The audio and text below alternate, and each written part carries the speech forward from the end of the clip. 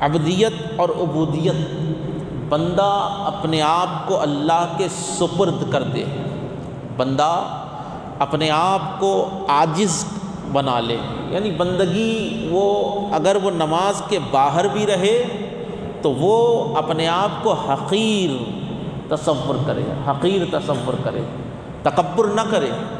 حضور نبی کریم علیہ السلام نے ارشاد فرمایا، حدیث قدسی ہے، آقا ارشاد فرماتے ہیں کہ اللہ تعالیٰ ارشاد فرماتا ہے کہ تکبر میری چادر ہے، اللہ فرماتا ہے تکبر میری چادر ہے، اور جس نے تکبر کیا اس نے میری چادر کو چھیننا چاہا، چادر کو چھیننا چاہا۔ اور متکبر آدمی کبھی جنت میں نہیں جا سکتا، اللہ تعالیٰ نفرت کرتا ہے تکبر کرنے والوں سے، اور اللہ محبت کرتا ہے من تواضع للہ ورفع اللہ درجات، جو اللہ کے لیے عاجزی اختیار کرتا ہے، جو اللہ کے لیے انکساری اختیار کرتا ہے، اللہ تعالیٰ اس کے تمام درجات کو بلند فرما دیتا ہے۔ عاجزی بہت بڑی چیز ہے۔ تو عبدیت کیا ہے؟ عبدیت کیا ہے اور ذکر کیا ہے؟ ذکر کی حلاوت کیا ہے؟ حضرت موسیٰ علیہ السلام اللہ کی بارگاہ میں عرض کرنے لگے کہ پروردگارا مجھے کوئی ایسا ذکر دے جس ذکر سے افضل کوئی ذکر نہ ہو، جس ذکر سے افضل کوئی ذکر نہ ہو۔ اللہ رب العزت نے ارشاد فرمایا، اے موسیٰ لا الہ الا اللہ پڑھو، لا الہ الا اللہ۔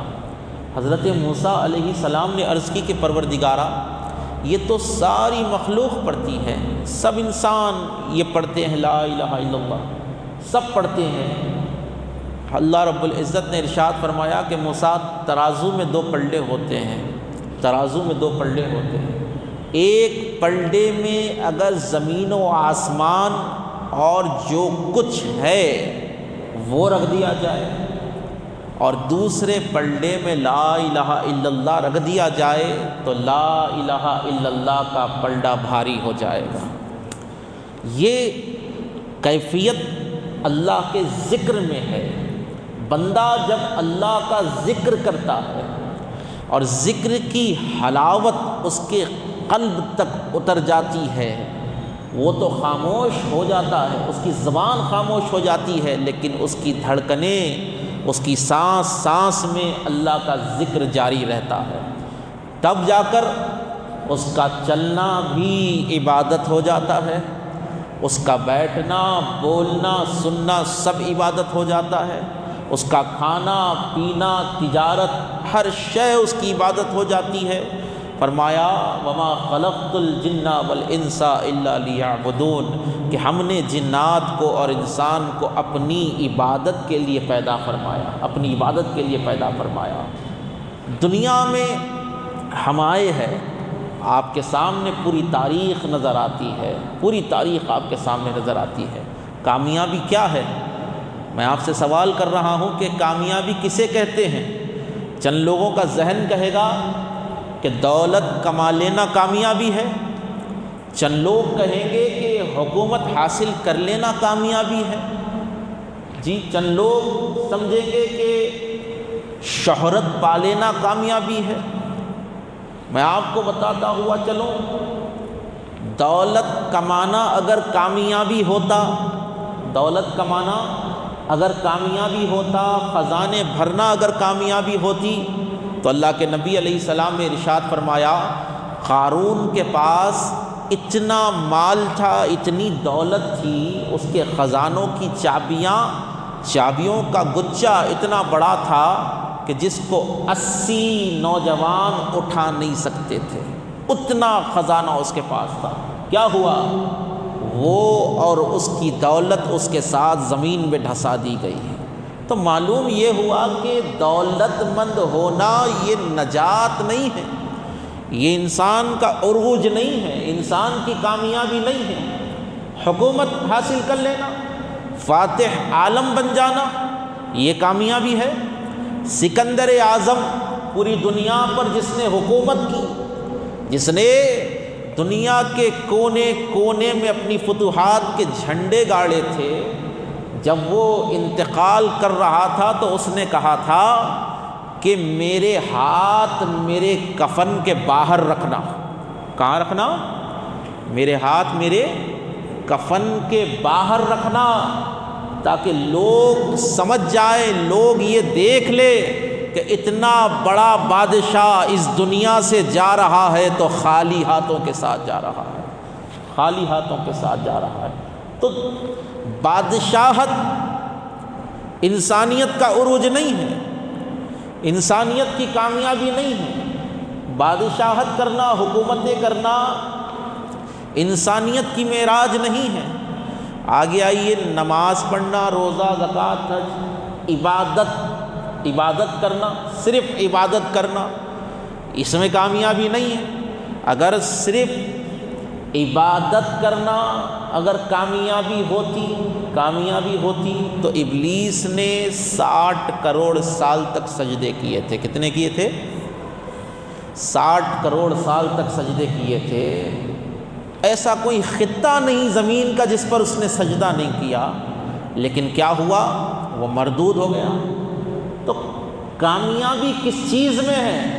کیا طاقتور ہونے میں کامیابی ہے؟ دولت مند ہونے میں کامیابی ہے؟ حسین و جمیل ہونے میں کامیابی ہے؟ اولاد کی کثرت میں کامیابی ہے؟ نہیں، کامیابی صرف ایک ہی چیز میں ہے، وہ اللہ تعالیٰ کی رضا پر زندگی گزارنے میں سب سے بڑی کامیابی ہے۔ اللہ کی رضا پر زندگی گزارنا سب سے بڑی کامیابی ہے۔ آپ زندگی گزار رہے ہیں، آپ ایسی زندگی گزارو جس کے اندر اللہ کے فرمانوں کی جو ہے، اللہ کے احکام کی پابندی کے ساتھ عمل ہو۔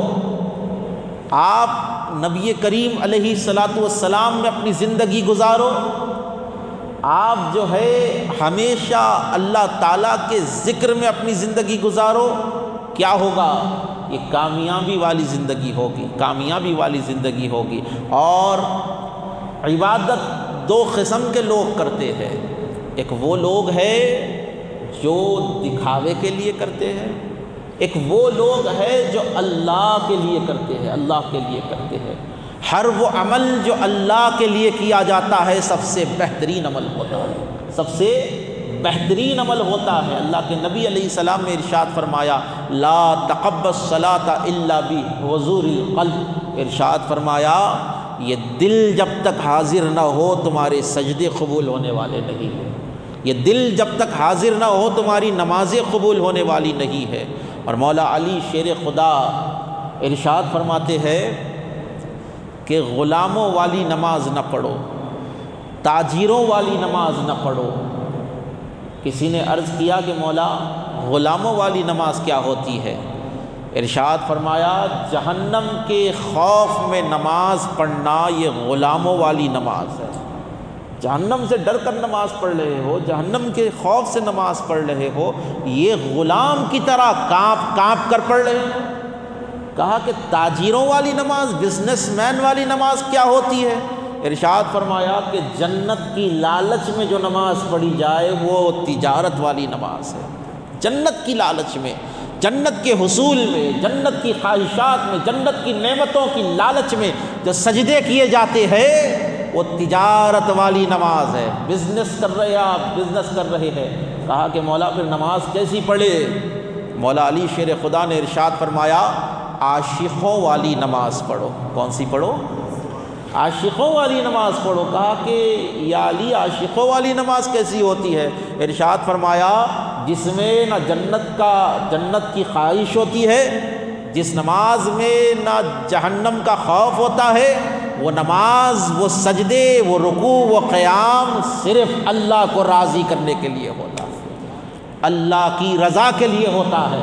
ایسی نمازیں تم کو کامیاب کرنے والی ہے، ایسا ذکر تم کو کامیاب کرنے والا ہے، ایسا ذکر تم کو کامیاب کرنے والا ہے۔ اور ایک چیز یاد رکھیں، ایسی نمازیں تب ہی پڑھی جا سکتی ہے، ایسا ذکر تب ہی کیا جا سکتا ہے جب آپ کے ظاہر کے ساتھ ساتھ باطن بھی پاک ہو، آپ کا سینہ بھی پاک ہو، تزکیہ نفس ہو، تصفیہ قلب ہو، یہ کیسے ہوگا؟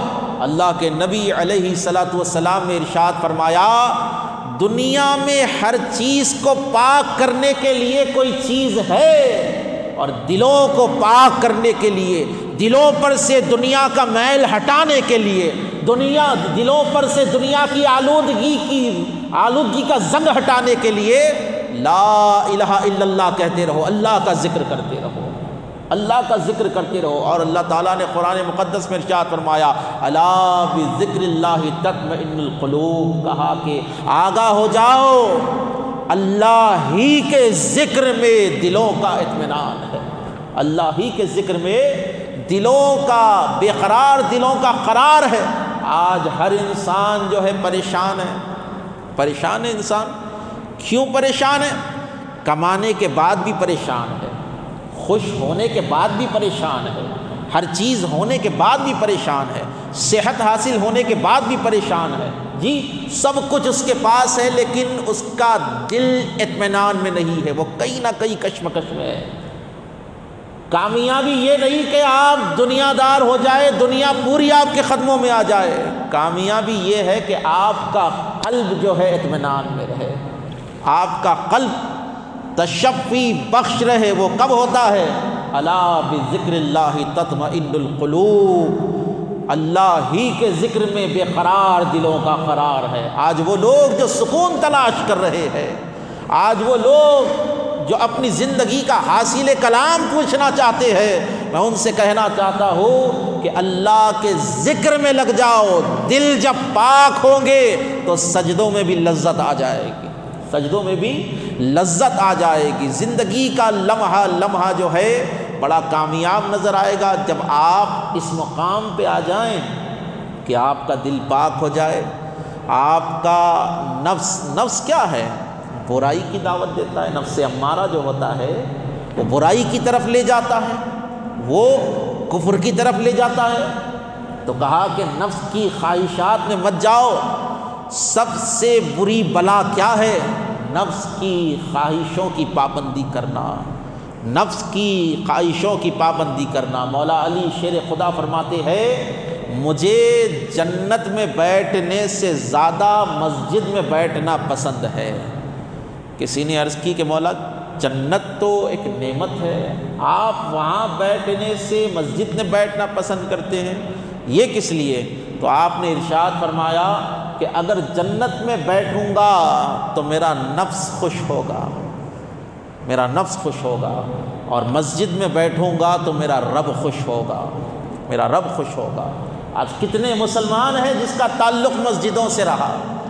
آج کتنے مسلمان ہیں جو نماز پنجگانہ پڑھ رہے ہیں؟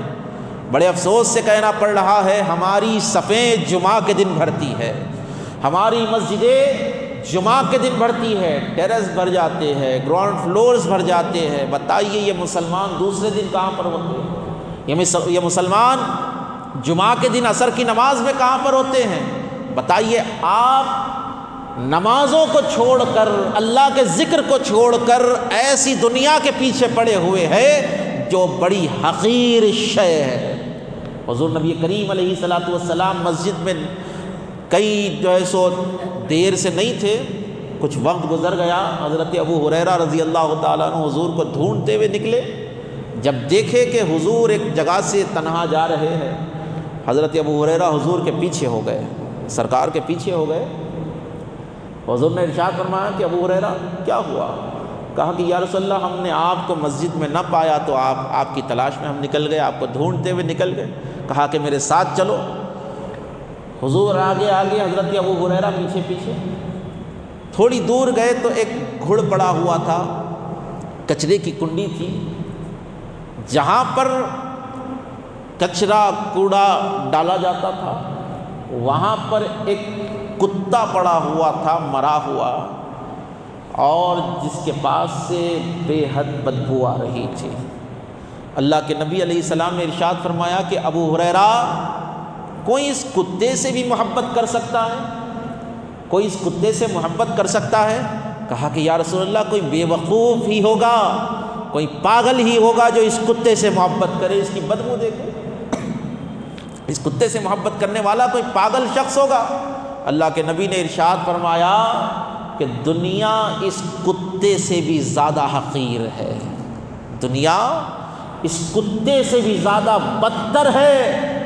تو مسلمانوں، جو دنیا کی طرف تم متوجہ ہو رہے ہو اللہ کو چھوڑ کر، جو دنیا کی طرف دنیا کمانے میں تم لگے ہوئے ہو اللہ کو چھوڑ کر، یہ وبال ہو جائے گا تمہاری زندگیوں پر، وبال ہو جائے گا۔ اور جو انسان اللہ کے احکام کو چھوڑ رہا ہے، جو نمازوں کو چھوڑ رہا ہے، وہ اپنے مقدر کو برباد کر رہا ہے، وہ اپنے مقدر کو برباد کر رہا ہے۔ ایک حدیث پاک آپ کی خدمت میں عرض کرتا ہوا اپنے حاصل کلام کی طرف جا رہا ہوں، جو سن رہے سبحان اللہ کہہ دیجیے، ذرا زور سے کہے۔ بات حاصل کلام کی طرف لا رہا ہوں۔ حضور نبی کریم صلی اللہ علیہ وسلم نے ارشاد فرمایا کہ کسی محلے میں اگر تمام لوگ نمازی ہیں، تمام محلہ نمازی، ایک بے نمازی اگر کسی محلے میں رہتا ہے، اس محلے میں ایک بے نمازی بھی رہتا ہے، جس محلے میں تمام لوگ نماز پڑھتے ہیں، توجہ فرمائیے، جس محلے میں تمام لوگ نماز پڑھتے ہیں ایک بے نمازی بھی رہتا ہے، حضور ارشاد فرماتے ہیں 70 بار اس محلے پر اللہ کی لعنت برستی ہے روزانہ۔ کیوں؟ یہ نمازیوں نے وہ بے نمازی کو نماز پڑھنے کی تلقین نہیں کی، یہ نمازیوں نے اس کا ہاتھ تھام کر مسجد کی طرف اسے لے جانا نہیں چاہا۔ تو بتائیے، ایک محلے میں اگر ایک بے نمازی رہے تو اس کا وبال پورے محلے پر آ رہا ہے۔ اور صوفیاء اکرام بیان کرتے ہیں کہ جب قابیل نے حابیل کا قتل کیا، قابیل نے جب حابیل کا قتل کیا، حضرت آدم کے ایک بیٹے نے دوسرے بیٹے کا قتل کیا اپنی خواہش نفس کے لیے، فرماتے ہیں کہ اس سے پہلے دنیا میں امن و امان تھا، دنیا امن کا گہوارہ تھی، اس سے پہلے دنیا میں امن ہی امن تھا۔ جب دنیا میں پہلا قتل ہوا تو فساد برپا ہو گیا، فساد برپا ہو گیا۔ کائنات میں جو ہے پہلا ظلم جو اللہ کی مرضی کے خلاف ہوا، اللہ کی اطاعت کے بغیر دنیائی خواہشات کے لیے پہلا جو قتل ہوا، دنیا میں چاروں طرف فساد ہی فساد پھیل گیا۔ تو بتائیے، ہمارے برے اعمال اور ہم اتنے دنیا کے ہاتھوں جکڑے ہوئے ہیں کہ ہمیں اللہ کے ذکر کا ٹائم نہیں مل رہا ہے۔ ہر آدمی یہی بولتا کہ بھائی میں مصروف ہوں، نمازوں کو ٹائم نہیں مل رہا۔ ارے آپ کو دنیا کمانے کے لیے پیدا نہیں کیا گیا، میں کھری بات کہہ رہا ہوں، میں سیدھی بات کرنے کا عادی ہوں۔ آپ اس جہان میں آئے ہیں تو عیش و عشرت کرنے کے لیے نہیں آئے ہیں، آپ کو بھیجا گیا ہے کہ اس دنیا میں آپ اللہ کی عبادت کرے، اللہ کا ذکر کرے۔ بتائیے کتنے لوگ ہیں جو اس دنیا میں آئے اور اپنا حق ادا کر رہے ہیں۔ مولا علی شیر خدا کو جب ضرب لگی تھی، آپ کو شہید کیا گیا تھا، جب پیچھے سے ابن ملجم نے آ کر وار کیا تھا، آپ نے ایک جملہ کہا تھا، فزت برب الکعبہ، خدا کعبے کے رب کی قسم، علی اس زندگی کے امتحان میں کامیاب ہو گیا، علی اس زندگی کے امتحان میں کامیاب ہو گیا۔ آپ جب اس دنیا سے جا رہے ہو تو کامیابی کی سند لے کر جاؤ۔ اللہ سے جب آپ ملنے جا رہے ہو، اس دنیا سے انتقال کر کر اندھیری قبر میں جا رہے ہو، تو کچھ تمہارے پاس قبر کے اندھیرے کو مٹانے کے لیے اجالا ہونا چاہیے، کچھ آپ کے پاس نیکیاں ہونی چاہیے، نیکیاں ہونی چاہیے، بتائیے آپ۔ اور آپ کا پروردگار اتنا بڑا رحیم و کریم ہے، حدیث پاک میں آتا ہے کہ ایک بندے کے نام اعمال تولے گئے اور اس کے پاس نیکیاں کچھ بھی نہیں تھی، فرشتے اس کو جہنم کی طرف کھینچ کر لے جا رہے تھے، جہنم کی طرف اس کو کھینچ کر لے جا رہے تھے۔ اللہ رب العزت نے ارشاد فرمایا کہ روکو، اس کے نام اعمال میں کوئی ایک نیکی ہے یہ بھی دیکھ لو، دیکھ لو۔ کہا کہ مولا اس کے نام اعمال میں کوئی نیکی نہیں ہے، کوئی نیکی اس کے نام اعمال میں نہیں ہے، کوئی نیکی اس نے نہیں کی ہے۔ اللہ رب العزت ارشاد فرماتا ہے کہ میرے پاس اس کی ایک نیکی ہے۔ کیا ہے؟ میرے پاس اس کی ایک نیکی ہے کہ یہ ایک رات سو رہا تھا، اچانک اس کی نیند ہشار ہوئی، اس کے دل میں خیال آیا تھا کہ اٹھ کر وضو کر کر نماز پڑھ لوں۔ یہ اس خیال میں ہی تھا کہ اس کو نیند لگ گئی، جو تھوڑی دیر کے لیے اس نے ارادہ کیا تھا کہ اٹھ کر اللہ کا ذکر کرو، ہم نے اس ارادے کے صدقے میں اس کے تمام گناہوں کو معاف فرما دیا، اس کو جنت میں داخل کر دیا۔ تو اللہ اتنا بڑا رؤوف رحیم ہے، وہ اس کی رحمت جو ہے بندوں کی بخشش کے بہانے ڈھونڈتی ہے۔ حضرت موسیٰ علیہ السلام کا گزر ایک وادی کے پاس سے ہو رہا تھا، دیکھا کہ ایک غار میں بیٹھ کر ایک بوڑھا شخص جس کی کمر تک جھک چکی تھی وہ آگ کی پوجا کر رہا تھا، آگ کی پرستش کر رہا تھا۔ حضرت موسیٰ علیہ السلام نے اسے ارشاد فرمایا کہ تو وحدہ لا شریک کو چھوڑ کر یہ کیا کر رہا ہے، اور یہ بتا کہ تو یہ پرستش کب سے کر رہا ہے؟ تو اس بوڑھے شخص نے کہا کہ اے موسیٰ، میں 490 سال سے اس آگ کی پوجا کر رہا ہوں، اس آگ کی پرستش کر رہا ہوں۔ حضرت موسیٰ علیہ السلام نے ارشاد فرمایا کہ عبادت اس کی کر جس نے اس آگ کو پیدا کیا، جس نے تجھے پیدا کیا، جو ساری کائنات کا مالک ہے۔ اس نے کہا کہ اے موسیٰ، آپ کیا کہنا چاہتے ہیں؟ کہا کہ اللہ کی توحید بیان کر، کلمہ طیبہ پڑھ لے، اللہ تجھے معاف کر دے گا۔ تو وہ کہنے لگا کہ موسیٰ، 490 سال سے میں اتنا بڑا گناہ جب کر رہا ہوں، اس کو چھوڑ کر میں آگ کی پرستش میں لگا ہوا ہوں۔ اے موسیٰ، کیا آپ کا رب اس عالم میں بھی کیا مجھے قبول کرے گا اگر میں اس کی توحید کا اقرار کروں گا؟ حضرت موسیٰ نے کہا کہ تو کلمہ پڑھ لے۔ اس نے کہا لا الہ الا اللہ، اس نے اللہ کی توحید بیان کر دی۔ حضرت موسیٰ کی رسالت پر ایمان لے آیا۔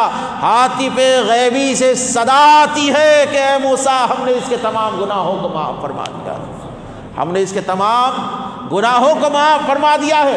بنی اسرائیل کا ایک آدمی اگر 490 سال تک کفر میں مبتلا ہو اور وہ ایک بار کلمہ توحید پڑھ لے تو اللہ اس کو معاف کر سکتا ہے۔ ارے تمہارے تو مقدر بلند ہے، تم امت محمدیہ ہو، تم آقا پاک علیہ السلام کی امت ہو۔ حضرت آدم علیہ السلام نے کہا کہ امت محمدیہ پر اللہ کا اتنا بڑا فضل ہے، اتنا بڑا فضل ہے امت محمدیہ پر۔ حضرت آدم کہتے ہیں کہ جب میری توبہ قبول ہوئی تو مکے کے اندر میری توبہ قبول ہوئی، زمین کے ہر خطے پر میں نے توبہ کی تھی، لیکن میری توبہ مکے کے اندر کعبۃ اللہ کے سامنے قبول ہوئی۔ لیکن رسول اللہ کا کوئی امتی اگر گناہ کر لے، وہ زمین کے کسی بھی خطے پر ہو، اللہ اس کی توبہ کو قبول فرما لیتا، اللہ اس کی توبہ کو قبول فرما لیتا ہے۔ کہا جب ہم سے لغزش ہوئی تو لباس اتر گیا۔ امت محمدیہ پر اللہ کا احسان یہ ہے کہ وہ گناہ کرتے ہیں تو اللہ تعالیٰ ان کے گناہوں پر پردے ڈال دیتا ہے، اللہ ان کے گناہوں پر پردے ڈال دیتا ہے۔ تو مسلمانوں، اتنا رؤوف الرحیم رب ہے، اتنا رحمان و رحیم تمہارا پروردگار ہے، اور تم دنیا میں جو ہے اس کو بھلا کر دنیا کی محبتوں سے جڑے ہوئے ہو، دنیا کی محبتوں سے جڑے ہوئے ہو۔ تم اسے یاد کرو، وہ تمہیں یاد کرے گا، تم اس کو پکارو، وہ تمہاری طرف متوجہ ہوگا، اس کی رحمتیں تمہاری طرف متوجہ ہوگی۔ آخری روایت پیش کرتا ہوا اپنی بات کو سمیٹ رہا ہوں، جو سن رہے درود شریف پڑھے، اللہم صلی علی سیدنا محمد، ذرا زور سے درود شریف پڑھے۔ نزہۃ المجالس کی روایت ہے کہ نزہۃ المجالس کی روایت ہے کہ عرش پر اللہ تعالیٰ کسی بندے کو یاد کر رہا ہے، یا عبدی یا عبدی یا عبدی، اے میرے بندے اے میرے بندے اے میرے بندے۔ اب فرشتوں کی صفوں میں کھلبلی سی مچ گئی کہ پروردگار آج کسے یاد کر رہا ہے؟ کتنا متبرک بندہ نہیں ہوگا وہ، کتنے مقام والا بندہ نہیں ہوگا وہ۔ اب حضرت جبرائیل دنیا کے چکر لگائے، دیکھا کہ کوئی ایسا بندہ نہیں، اللہ کی بارگاہ میں عرض کیا کہ مولا تو آج کسے یاد کر رہا ہے؟ وہ کون سا خوش نصیب ہے، میں اس کو دیکھنا چاہتا ہوں، اس سے ملنا چاہتا ہوں۔ اللہ رب العزت نے ارشاد فرمایا کہ جبرائیل تو نے اسے کہاں کہاں پر ڈھونڈا؟ کہا کہ مولا مسجدوں میں ڈھونڈ لیا، میں نے اس کو مسجدوں میں ڈھونڈ لیا، میں نے اس کو ہر مقام پر دیکھ لیا، پروردگارہ وہ کہیں نظر نہیں آتا۔ اللہ رب العزت نے ارشاد فرمایا کہ اے جبرائیل کیا تو نے شمعون کے بت خانے میں دیکھا؟ کہا کہ مولا تو جس کا ذکر کرے وہ شمعون کے بت خانے میں کیا کر رہا ہے؟ کہا کہ جبرائیل مسئلہ یہ ہے کہ ایک بت پرست جو اپنے بت کو سامنے رکھ کر کئی سالوں سے جپ رہا ہے، یا صنمی یا صنمی یا صنمی، اے میرے صنم اے میرے صنم اے میرے صنم۔ جبرائیل آج اس کی زبان غلطی سے پھسل گئی۔ کیسے پھسلی؟ غلطی سے اس کی زبان پھسلی، یا صنمی کی جگہ وہ یا سمی کہہ بیٹھا، یا سمی کہہ بیٹھا۔ تو ہم نے کہا کہ غفلت سے ہی صحیح اس کی زبان سے ہمارا نام نکل گیا، تو ہم نے بھی اس کو یاد کر لیا۔ تو سوچو ایک کافر کی زبان اگر لڑک کر وہ یا سمی کہہ دے تو اللہ اس کو اپنا بندہ کہہ کر پکارے، اس کی رحمتیں جوش میں آ جاتی ہے۔ تو اے مسلمانوں، تم تو وہ امت ہو جو لا الہ الا اللہ محمد رسول اللہ کی کثرت سے ذکر کرتے ہو، تم تو آقا پاک علیہ الصلوۃ والسلام کی امت ہو۔ اور بتاؤ کیسی زندگی تم گزار رہے ہو؟ نماز کے لیے تمہارے پاس ٹائم نہیں ہے، اللہ کے فرمان کے لیے تمہارے پاس ٹائم نہیں ہے۔ معلوم ہے آپ کو نماز چھوڑنا، حضور نبی کریم علیہ السلام نے ارشاد فرمایا من ترک الصلاۃ متعمدا فقد کفر۔ حضور نے ارشاد فرمایا کہ جس نے جان بوجھ کر نماز کو ہلکا لے کر یا اللہ کے حکم کا انکار کرتا ہوا نماز کو چھوڑ دیتا ہے، فقط کفر، کہا کہ اس نے کافروں والا کام کر دیا، اس نے کافروں والا کام کر دیا۔ تو ایمانداری یہ ہے کہ جس لیے تمہیں پیدا کیا گیا، جس لیے تمہیں پیدا کیا گیا وہ کام کرو، وہ کام کرو، تب جا کر اللہ تعالیٰ تمہارے مقدروں کو آباد رکھے گا، تب جا کر اللہ تعالیٰ تمہارے رزق میں برکت عطا فرمائے گا، تب جا کر اللہ تعالیٰ تم کو دنیاوی اور آخرت کا بھی سکون عطا فرمائے گا۔ اور اللہ تعالیٰ اپنے بندوں پر مہربان اتنا ہوتا ہے، جب وہ کسی سے محبت کرنے لگتا ہے، جب کوئی بندہ اس کا محبوب ہو جاتا ہے، وہ بندہ جو چاہتا ہے اللہ تعالیٰ وہ اس کے لیے کر دیتا ہے، اللہ اس کے لیے وہ کر دیتا ہے۔ حضرت سیدنا مجدد الفسانی رضی اللہ تعالیٰ عنہ، شیخ احمد سرہندی، آپ کے 2 فرزند ایک مولوی صاحب کے پاس پڑھتے تھے. کہاں پڑھتے تھے؟ بڑے مولانا کے پاس پڑھتے تھے. اپنے وقت کے بڑے علامہ تھے جن کا نام ملا طاہر لاہوری تھا. مجدد الفسانی رحمۃ اللہ تعالیٰ علیہ کے 2 بیٹے ان کے پاس پڑھتے تھے. اب اہل اللہ کون ہوتے ہیں؟ اللہ کے ولی کون ہوتے ہیں؟ جو انسان کے چہرے کو دیکھ کر اس کا مقدر بیان کر دیتے ہیں، اس کا حال بیان کر دیتے ہیں، اس کا مستقبل بیان کر دیتے ہیں. حضرت شیخ احمد سرہندی نے اپنے فرزندوں سے کہا کہ بیٹا یہ جو تمہارا استاذ ہے نا، یہ لوح محفوظ میں اس کا نام جو ہے گناہگاروں میں لکھا ہوا ہے، گناہگاروں میں لکھا ہوا ہے.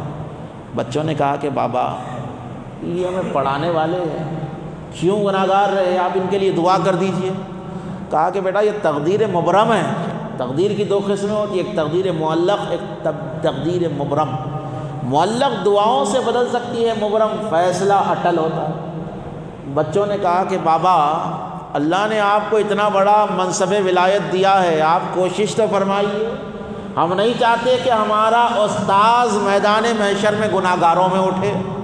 حضرت نے وضو کیا، سجدے میں گئے اور اللہ کی بارگاہ میں عرض کی کہ مولا یہ ملا طاہر لاہوری کو بخش دے، اس کے گناہوں کو معاف کر دے.